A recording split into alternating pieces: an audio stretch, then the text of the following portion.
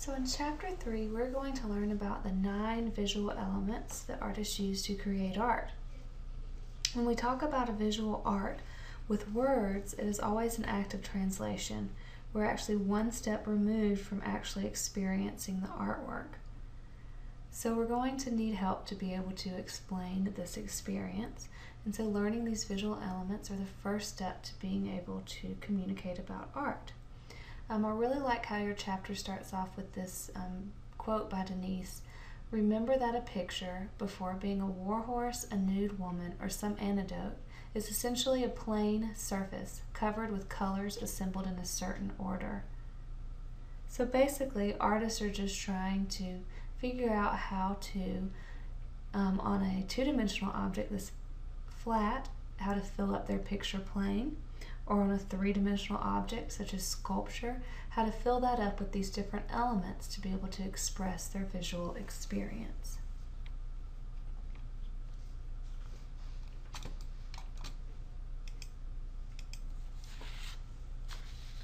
First, we're going to look at this piece by Richter. And this piece is a great example for us to look at right now because it uses all 9 visual elements. So I'm just going to do a quick little overview of how you would describe each of these elements. In this painting, we see flowing lines that define several shapes. Some suggest recognizable shapes while others do not. This black running soldier is a dominant mass in the center of the painting. The figure overlays a background which creates space but has an unclear depth. The paint dripping down the painting picture plane implies time. Implied motion of the soldier is running from left to right across the composition. The bright white suggests light trying to peek through. The artist used bold and vivid colors. And the various methods of paint applications create different types of texture. So let's learn a breakdown of what we're looking at when we see these different elements. The first one is line. Line has many different characteristics. It is our basic means for recording and symbolizing different ideas, observations, and feelings. It is our primary means of visual communication. Think about how when you write or are reading this text on your screen or in your textbook, it's basically just a combination of lines. A line is just an extension of a point. Some different characteristics that lines can have is they can be active or static or passive or mechanical or aggressive. They can give us direction, they can create boundaries, they can create space or emotion. Lines can really tell us a lot about what an artist is trying to communicate. And there's different line variation examples in your book on page 37. Here's a piece by Anselm Riley. And this piece is actually a sculpture. It's a 3-dimensional piece, so it actually has depth. But it's made out of neon colored lights, and these lights create these lines. These are very active lines, very aggressive lines. And so your eye moves around them a lot. And if you'll notice, there's this diagonal line here that runs from the top left to the bottom right.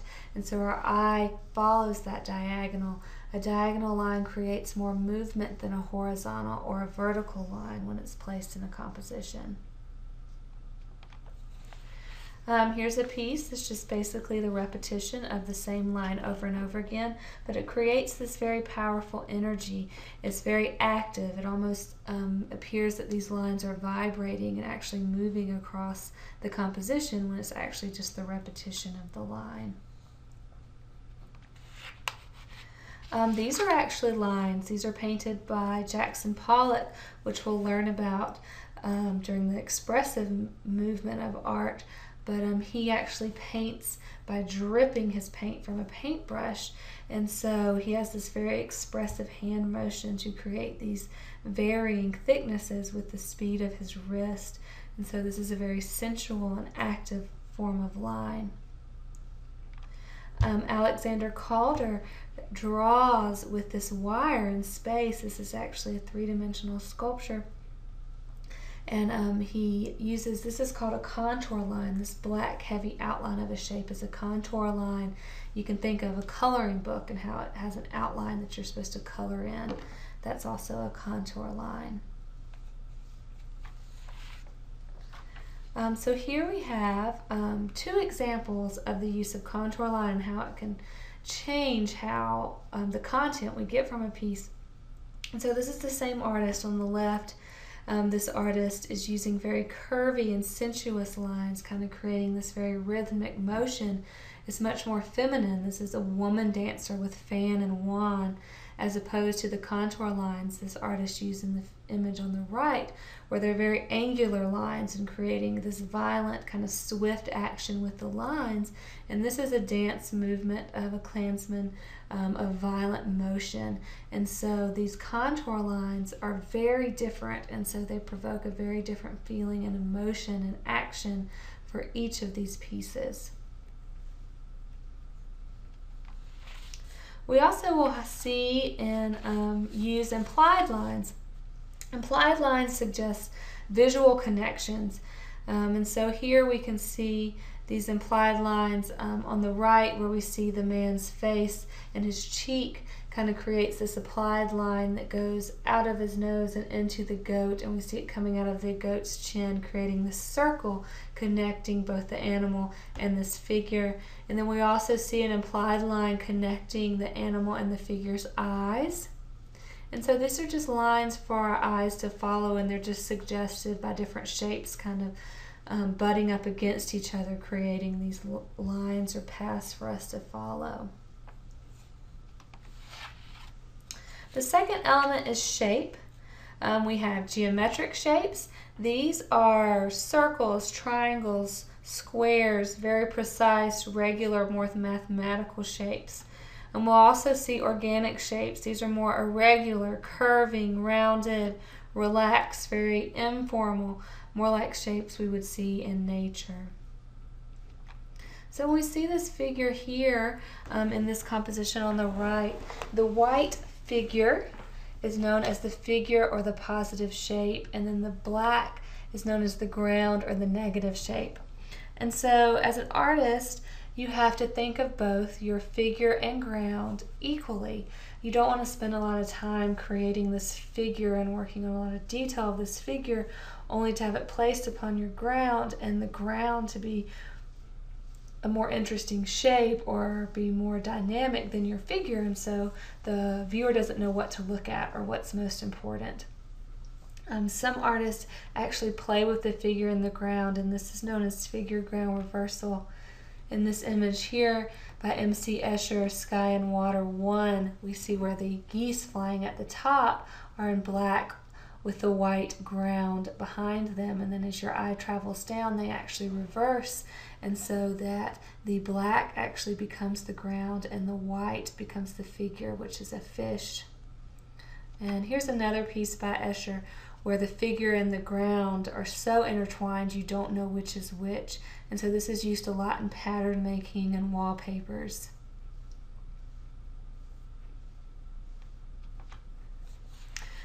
The third element is mass. First, we're going to talk about math in three-dimensional forms. Three-dimensional forms, that third dimension is depth.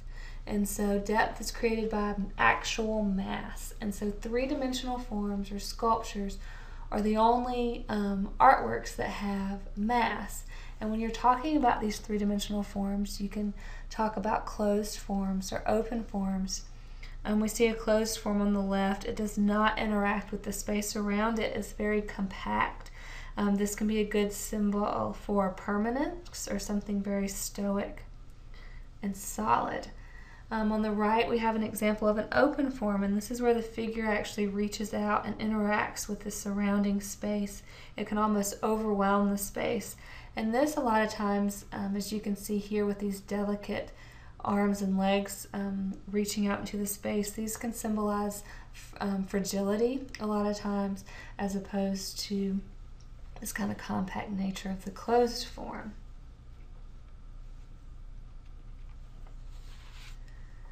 So for a two-dimensional piece or a flat surface, mass is always implied. And so it cannot be a closed or open form. It always has implied mass. And artists can do that in a number of ways. Here we see a piece by an unknown artist, but this is a flat drawing. And he's actually broken up famous sculptures from all over the world and piled them up into this drawing. But they still look like they have mass. They still look like they have solid form by the different lines that he uses and the buildup of shadow and light. And so this is just implied mass on a two-dimensional flat picture plane.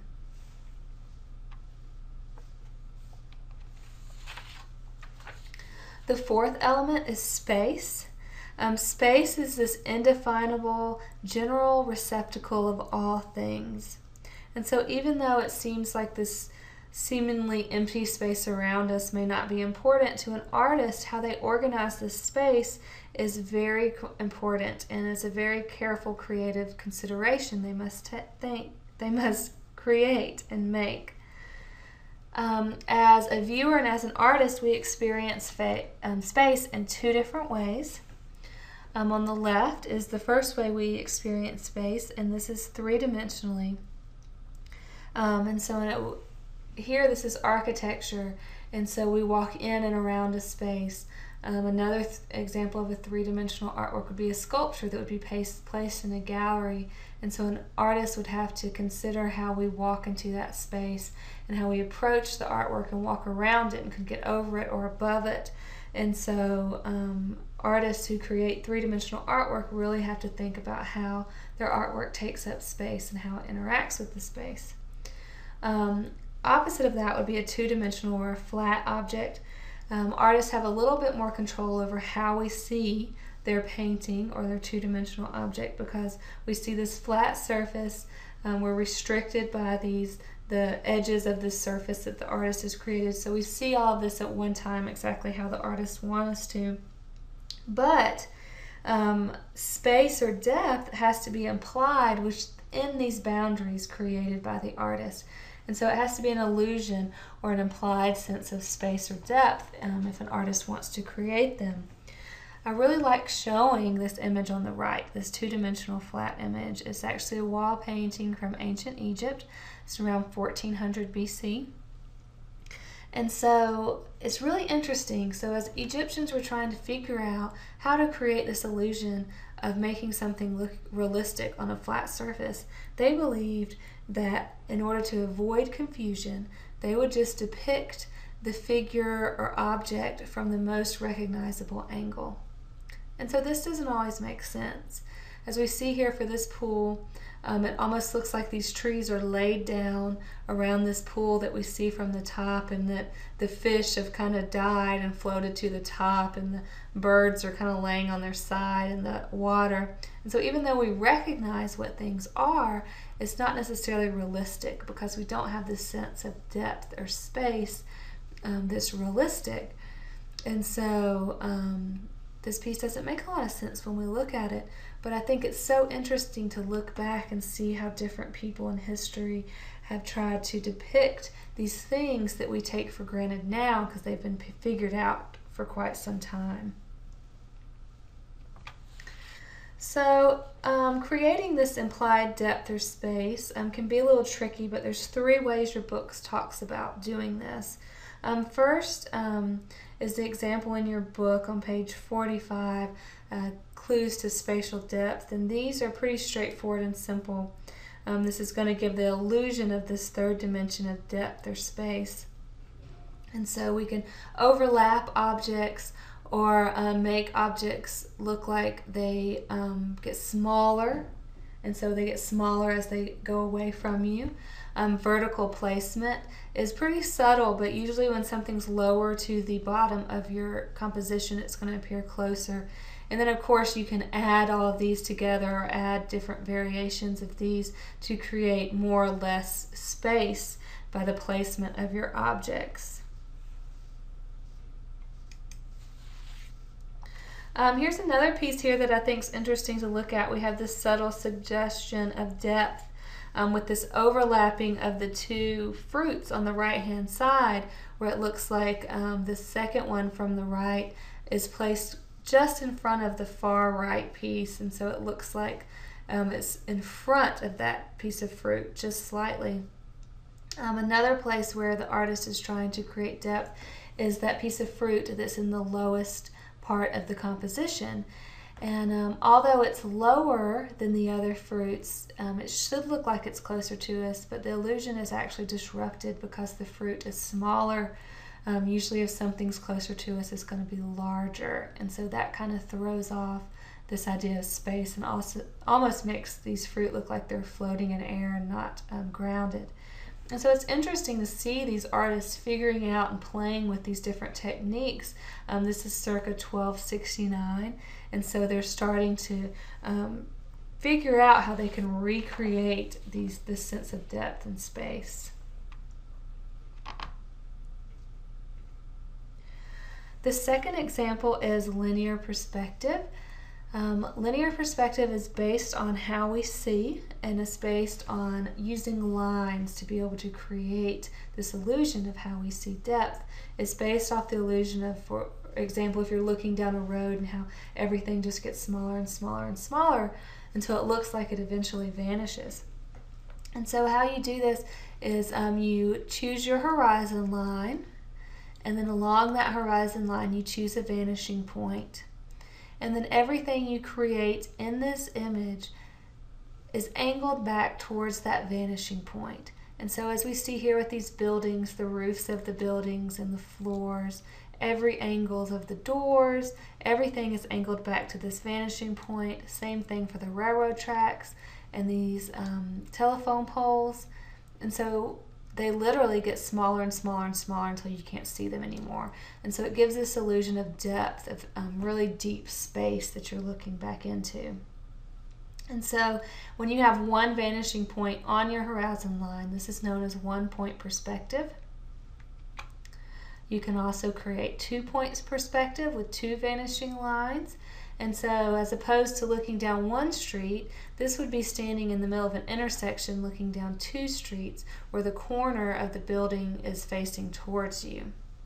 And so, and you can build upon this. You can create 3-point, 4-point, as many point perspective as you would like. You could have many horizon lines in the same piece. You can also use this linear perspective in a much more subtle manner than creating buildings and streets that you're looking around. In this piece by Raphael, The School of Athens, we see this painting. Each figure is drawn to scale according to its distance from the viewer, and so it has this very natural looking appeal. But the artist is actually using basic one-point perspective. And so all of the architecture is pointing to this vanishing point in the center of the painting, and even all of the people, the angles of their glances and their arms and their just the way they're standing is pointed towards this vanishing point also. And so our eye automatically goes to this vanishing point, even though we may not even realize this is one-point perspective. At this vanishing point is actually Plato and Aristotle, and Raphael believed that these were 2 very important people of history, and obviously the most important and the emphasis of this entire painting.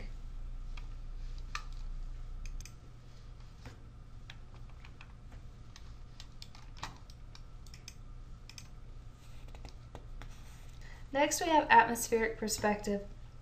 This is also based on the way our eyes see. It also could be called aerial perspective, and this is a non-linear means for giving an illusion of depth or space. And basically an artist would change color, value, and detail in order to give the illusion of space. And so it's just like how when we're looking out through a mountain range or out through a field, where what's often our distance seems more hazy or foggy and very dull, and as things get closer to us, they're more vivid and more detailed. And so this is a great example by Duran, Kindred Spirits. And as you can see out into the distance, the mountains are very dull and almost like a fog. And as things become closer to you, and then all the way to the very front where you see the very leaves of the trees, we have more and more detail and more vivid color. and more contrast between light and dark to make this real sense of depth seem clear.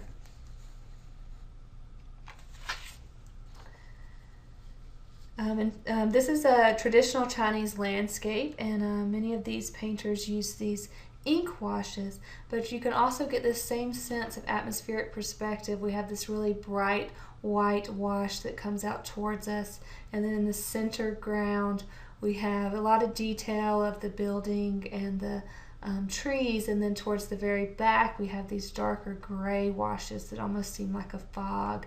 And so we create this illusion where our eye is led across this space and just goes deeper and deeper into space.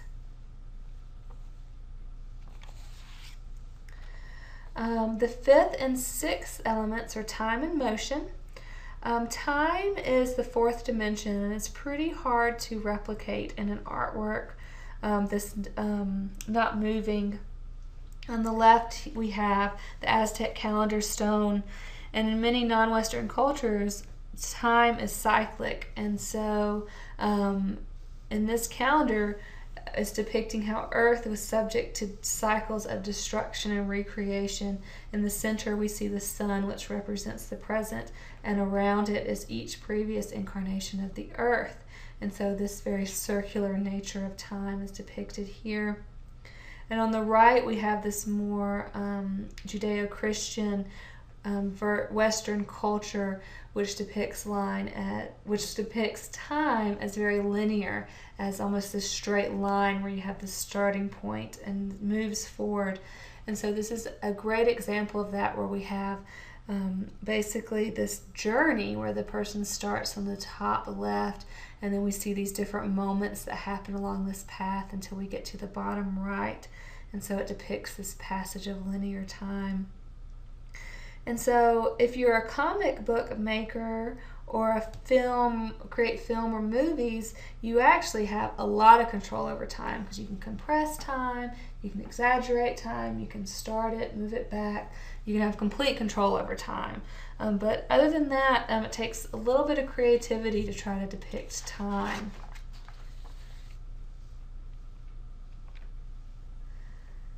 For motion, we can have implied motion when something doesn't actually move, but it can give us this feeling or energy of movement. Here we see the dancing Krishna, which is an Indian Hindu god being depicted as a playful child dancing, and so we can see his arms and legs almost look like they're moving because they're bent, and we see these different diagonals that really cause movement. Like I said earlier, how a straight horizontal or vertical line kind of stops the eye, but these diagonal lines will create more movement for the eye to follow, creating more energy.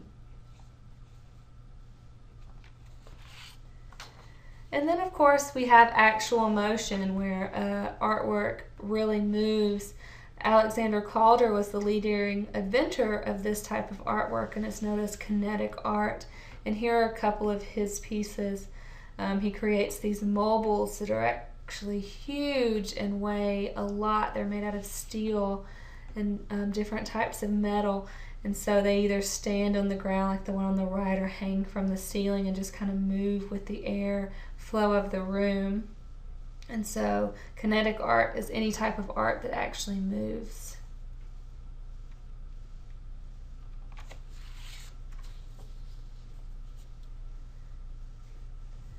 And so the seventh element is light.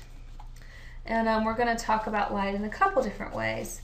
First, we're going to talk about an artwork being lit. And so a lot of artists want to show their artwork in galleries because they have complete control over lighting and how your artwork is lit.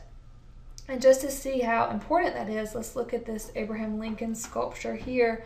On the left is when it was initially installed, and the sunlight would actually hit the floor in front of Abraham Lincoln's statue and bounce up and hit his chin and be most intense in his chin area. And so you can see that here.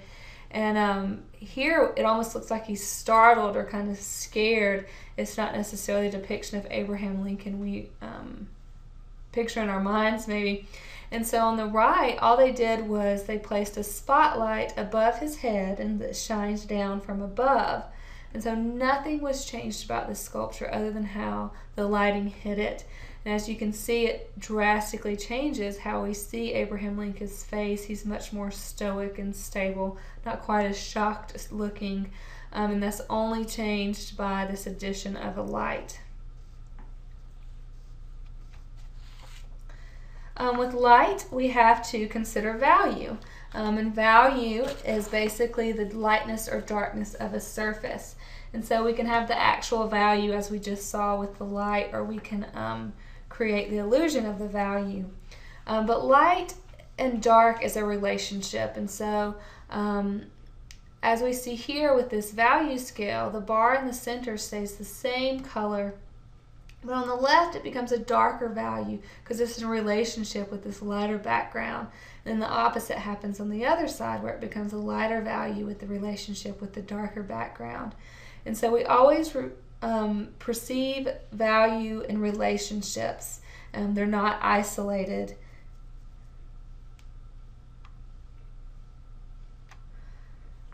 So on a two-dimensional plane, we use these values to suggest the way a light reveals a form. And so if we have this gradual shift of value, it could be the curve along someone's face. But if we have an abrupt change in value, it would be the corner, like the corner of a box, how that changes in value drastically. And so one of the ways we can depict that value is by a technique called chiaroscuro. And this is basically the shading from light to dark. Traditionally, when you do chiaroscuro, you start with a middle grade paper, such as the artist did here with Head of Youth with the gray. And then they would add a darker color, such as black, to create shadows or the darker values, and then white or a lighter color to create lighter values where the light would be most intense when hitting the figure.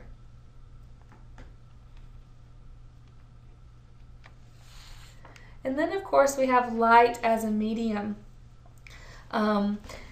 Here we see another instance where an artist used artificial light in Notre Dame. And in this installation, lights are actually going up and around the sides of this building. And the lights actually run along the side of this building in a 5-minute pattern. And it actually mimics and depicts the all the traffic going down the interstates in Los Angeles, and so it's just a different depiction of what that looks like up on the side of the building.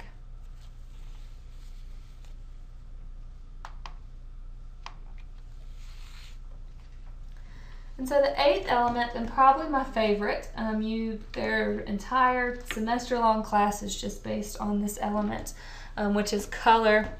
Color is a component of light.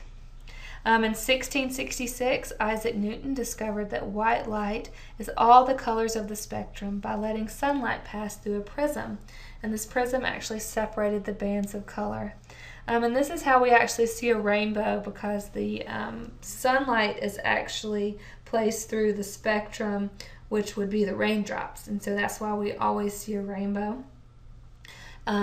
And that's actually the different wavelengths of white light. And so the longest wavelength is always red, and then they get shorter, and the shorter wavelength is always violet. And so that's why a rainbow is always in that specific order of colors. So when light illuminates an object, some of the light waves are absorbed into the object, and some of them are bounced back, and that is what we see.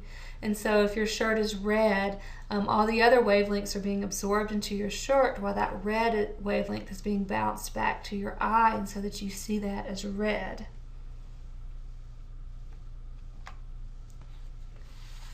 And so now we have a little bit of an understanding of how we see color. Now we need to know how the colors are named. And so a hue is actually the particular wavelength of color, and it's a given name. And so, for example, green or blue. And so hue and color can actually be used interchangeably. And so orange is actually the name of a wavelength, which is a hue or a color.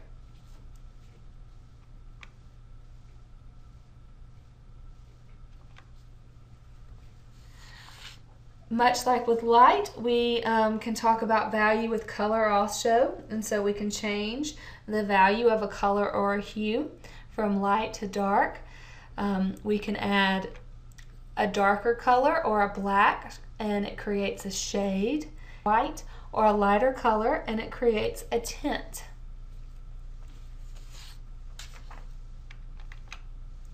Here's an example of a value scale with a color. We see the most intense color here, which is the pure blue, and we add white to create tints of this color, and we add black to create shades of this color.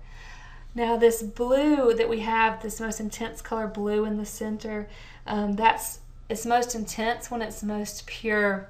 And so this also can be an intensity scale, because when you add white or black to a color, it changes its intensity or its purity, and so then it's not as intense anymore. You can also change the intensity of a color from bright to dull by mixing it with its complementary color. And we'll learn about the complementary colors in just a second, but yellow and violet are complementary colors. So if you have a really bright yellow, you just add a dab of violet and it will help dull that yellow very quickly.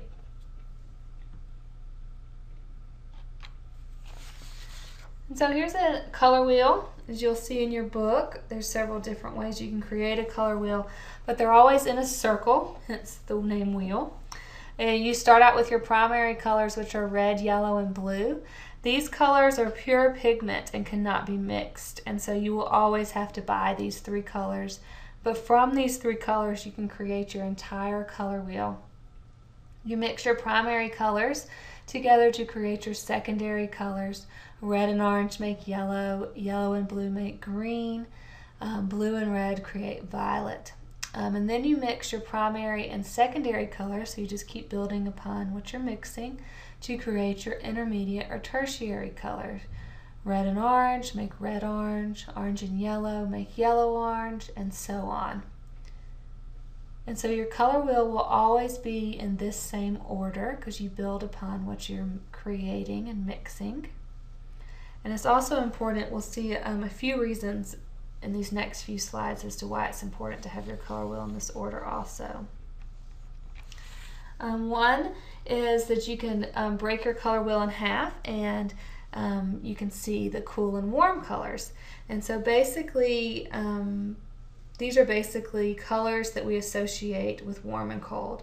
Warm is easy to remember. You can associate it with hot, red, oranges, and yellows. Cool, you could associate it with water, the purples, the blues, and the greens.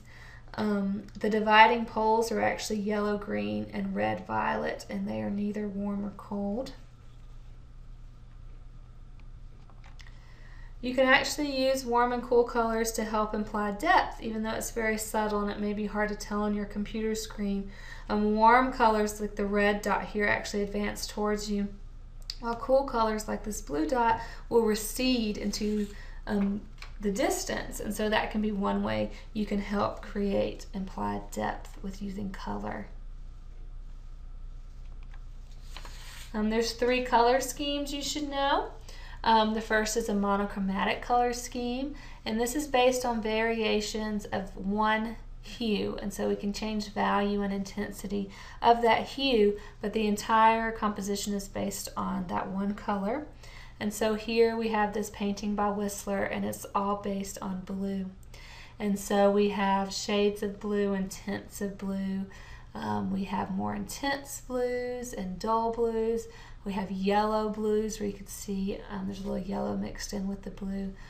So these monochromatic color schemes really create a sense of kind of harmony and very easy to look at, very calm. We also have an analogous color scheme, and these are based on colors adjacent or beside one another on the color wheel. Another reason why it's important to have your color wheel in a certain order. And so this composition here is based on 2 colors that are beside each other, yellow and green. And so when you have an analogous color scheme, it's a little more vibrant and intense and creates a little bit more of an energy because these colors beside each other kind of oppose each other a little bit more than a monochromatic color scheme does. And then the last color scheme is the complementary color scheme. And these are any two colors that are directly across each other from the color wheel. So we have red and green, yellow and violet, blue and orange, and all these colors emphasize each other the best, and so they look very well together. And so we see these a lot associated with holidays and sport teams and things that are really popular in our society. But remember, these are also the colors you can use to dull one another. So we see here red and green are complementary colors, but once you start mixing them together, they're going to dull each other very quickly. And so that's just a good tip to remember. And then the last element is texture. This is the 9th element. Texture is basically the tactile quality of a surface or the visual representation of that tactile quality. So on the left we have Actual Texture by Oppenheim. This piece is Object Breakfast with Fur. And here she's trying to create contradictory objects that are designed to evoke responses ranging from revulsion to amusement. So for example, here she has the teacup and spoon that is covered in fur. And when we initially think of fur, we might think of that it's pretty pleasant, but then the idea of this fur touching your tongue may not be quite as pleasant for all of us as the viewers. In the top right, we have this detail of Van Eyck's The Arnolfini Portrait. And he actually uses very tiny brush strokes to recreate texture, even though the surface is flat. We see this wide range of textures he can create, such as the smooth reflective mirror, the beads, this brass chandelier, the broom hanging on the right hand side looks very rough, and then also the fur on the cap of the man's coat sleeve, where it looks like these very light fur. And so he uses this very small brush stroke to recreate all of these textures. And then the bottom far right, we see Van Gogh's detail from the Starry Night. And this is actually paint here that he's built up to create this really thick texture that you could actually feel with your hand. And this is known as impasto. And so this is very abstract kind of nature of texture.